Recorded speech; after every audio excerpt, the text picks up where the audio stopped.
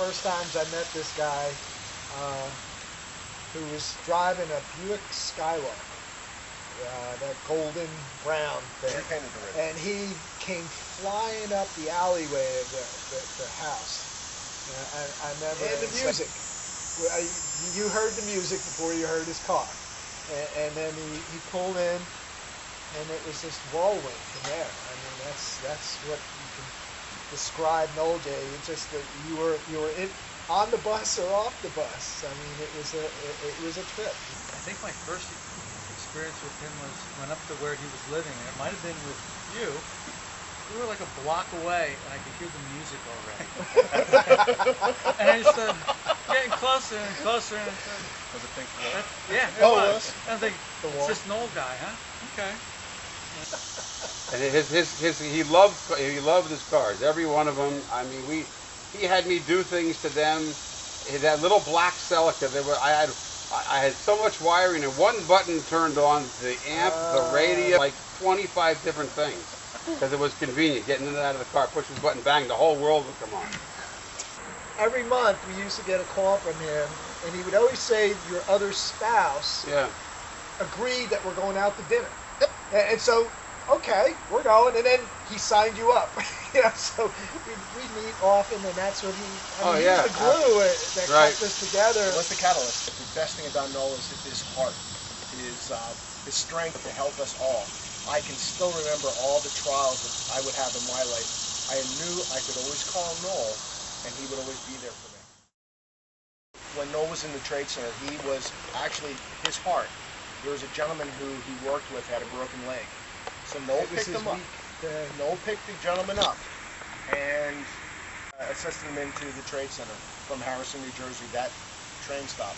And then when they find out, this is my recollection of how the disaster happened, is when it's now time for them to evacuate.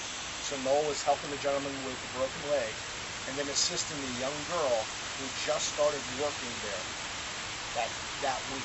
So it happened on a Tuesday. She just started working. So he's helping people out of the building. He switched his days of travel because another friend of ours was going to meet him for lunch. That's why he was there that day. Yep. And then the other friend ended up, he was in one of the other trade buildings, the smaller buildings. He was outside watching it happen and hoping Noel would come out. Watching people flow out. And I remember getting a phone call, I think, from you, Stan, saying Noel didn't get out.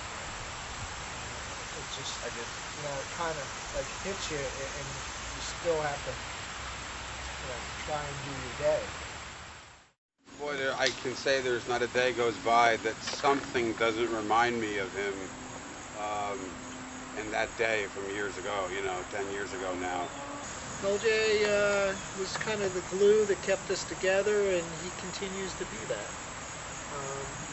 Even though he's off to hopefully better places, he's going to be missed.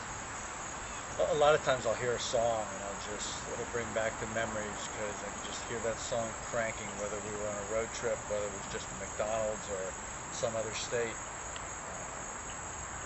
It's just the music was a really neat connection. Adventure, I think, is a good way to put it. Fun, fellowship. Well, he never did anything, like I said before. He was really passionate about everything he did. He was always in the middle or connected somehow to something that was going on. And 9/11, I think that the way he went was probably very characteristic, or a good bookend maybe, I don't know. To the way he lived his life, he was always there. He was always in the middle of the exciting part of the life. I think of him every day. I think of Noel being a loving husband and a wonderful father, but no matter what I say, it doesn't really do Noel justice. Right. Noel was a little bit more than just all of us bringing life to us. He was always just so much more. He was all of our best friends. He was all of our brother. We could always call him our brother. We could always count on him. And Noel was just that person who would just scream out life.